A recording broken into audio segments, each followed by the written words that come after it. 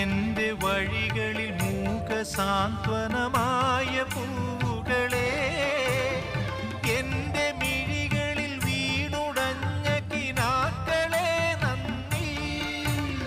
മധുരമാം പാധേയമായി തേൻ കനികൾ തന്ന തരുക്കളെ, തളരുമീയുടൽ താങ്ങെത്തിയ പരമമാം കാരുണ്യമേ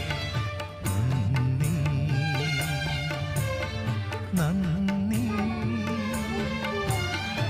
എന്നോടൊത്തുണരുന്ന പുലരികളെ, എന്നോടൊത്തു കിനാവ് കണ്ടു ചിരിക്കും